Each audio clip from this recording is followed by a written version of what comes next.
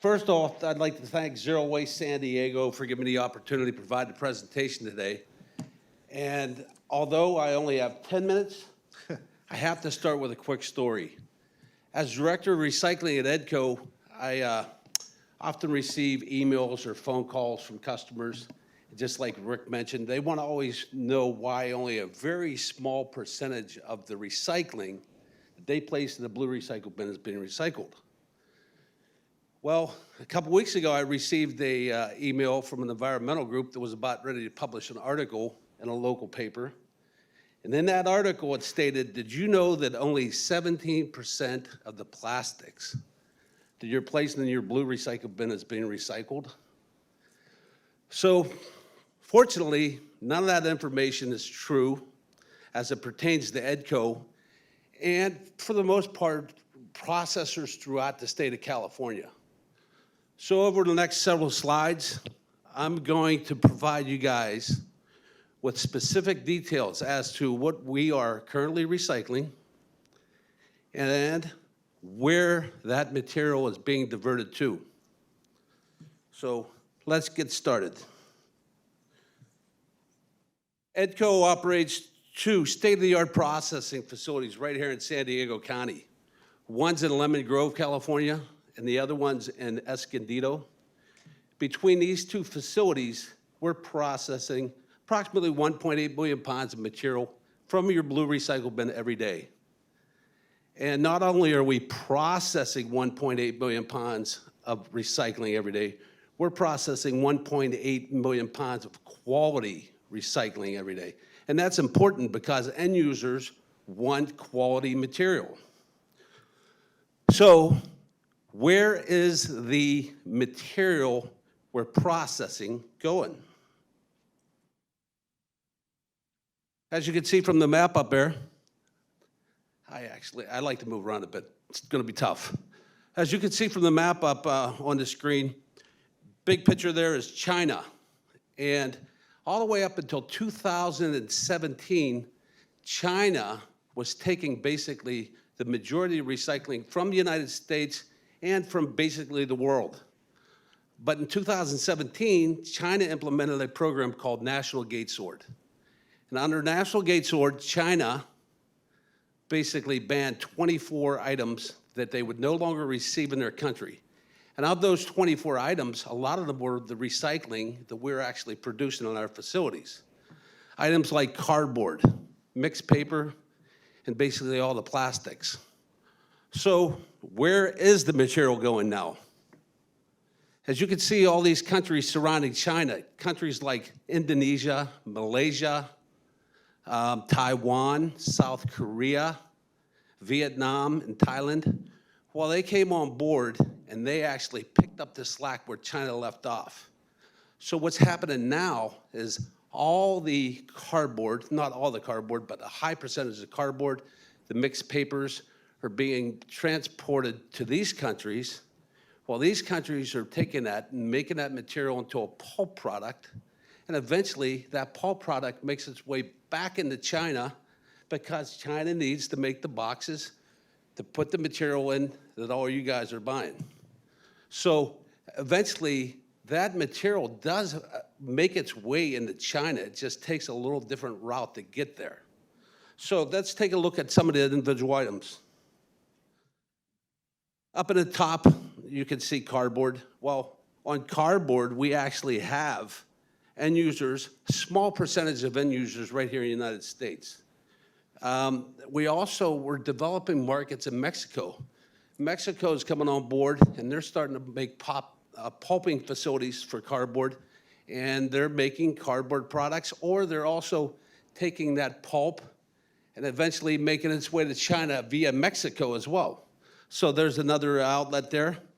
And then we have to take a look at Asia. Asia is still the primary end user for that product. Where's it going? To the countries I mentioned just a few minutes ago. So the next one is mixed paper. I was starting to develop some markets down in Mexico for mixed paper just recently, but then I realized them markets are not sustainable. They're hit and miss. They're here today, gone tomorrow. So for the most part, all of that mixed paper that we're processing is making its way still to Asian countries, making its way into eventually making its way into China to be made into new paper products. And also they blend it in with cardboard. That's why your cardboard sometimes is so cheap. One of the examples for a customer, I have a customer that I basically said, hey, what are you guys doing with your boxes once you're done? He said, well, we're producing boxes for Nike. I said, well, how many boxes you produce for Nike? He said, well, right now we're doing 15 million boxes a month.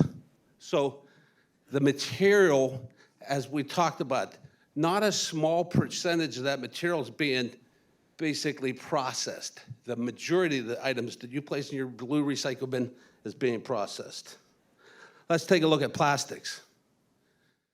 Plastics, we broke the plastic paradigm. In the past, a lot of the plastics were being shipped overseas to be processed in other countries. But today, I'm glad to tell you that the majority of the plastics are staying right here in the United States. Up on the left, you have the natural plastic. That's the clear bottle plastic, number 2. Nearly all of the number 2 clear plastic bottles is being made into the ones to the right. That's the Tide products, the Procter & Gamble products, all the type of cleaning products and items like that. Well, the natural plastic is basically being made right into new bottles. So we're closing that loop. And down the bottom, that's an interesting one because there's not that many facilities out there that can actually process number 5 plastic.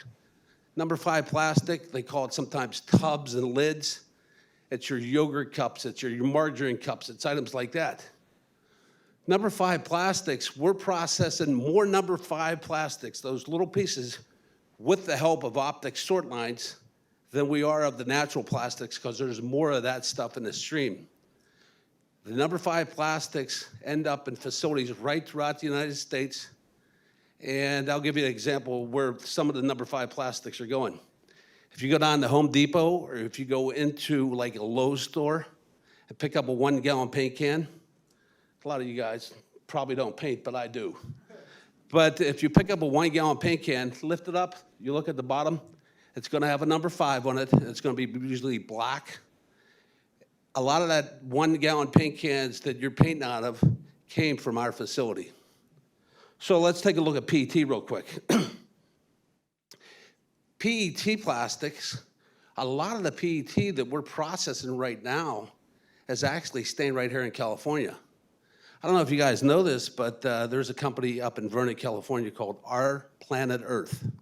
And at Our Planet Earth, it's a 300,000 square foot facility.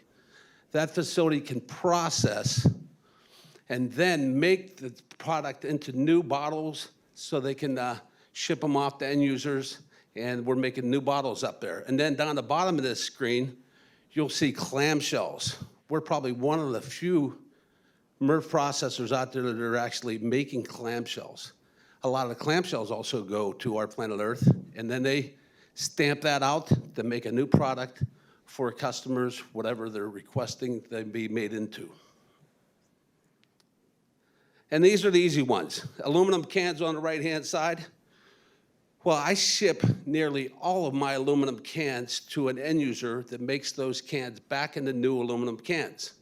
So if you throw a aluminum can in your blue recycle bin, I guarantee you within 3 months or so, that aluminum can will be back on the shelf. And then on the left, we have tin cans.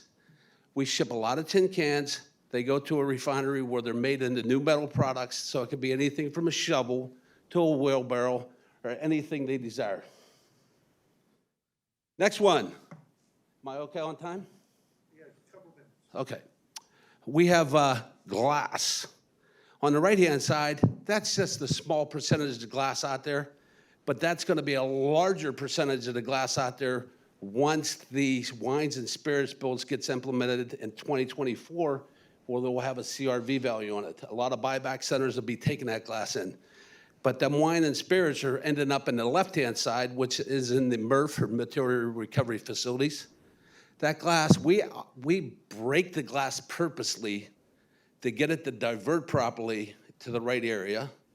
And then we ship the glass off to I'd say a middleman, where they take the glass and clean it to perfection.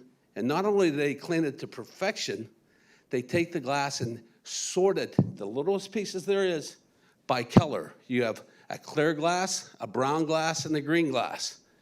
Once it's sorted by color, it's shipped off to a place, a lot of it goes to a company that you probably drank their wine before, Ernest and Julio Gallo. Well, Ernest and Julio Gallo is one of the largest bottle manufacturers in the state of California. So, I'm just about ready to wrap this up anyways. So, we're going to recognize the recycling paradigm shift by, first off, when these other countries came on board, they're demanding quality material. And fortunate enough for us at EDCO, with all the great equipment we have and the great people, we're producing the material they need and they want. That's the key. You have to have people want your material. Okay, developing the closed loop. Doing it right now. I talked about the natural bottles being made into new bottles. We're closing that loop. And then also the aluminum cans. So we're developing new markets here in the United States, and it's all working well. Then we look at producer package responsibility. We have to encourage manufacturers to stop putting this little item into a container this large. We want to reduce that down. If we actually talk to these producers and said, hey, put it on display, one item on display with a little box where you can pick it up and purchase it that way. That's the way we're looking to improve the way we waste items. And then the last one, consistent public education. We got our team here at EDCO. We're rolling out the organics program, but every time we go out there and talk to people about organics, we want to look at their recycling stream and see what they're doing recycle-wise, and we try to improve the recycling stream at the same time implementing the organics program. So, well, I'd like to thank you guys for your time. And real quick, since this is the 10th year of Zero Waste San Diego providing this Zero Waste Symposium, I think we should all give them a big hand. Laura Anthony and Rick Anthony.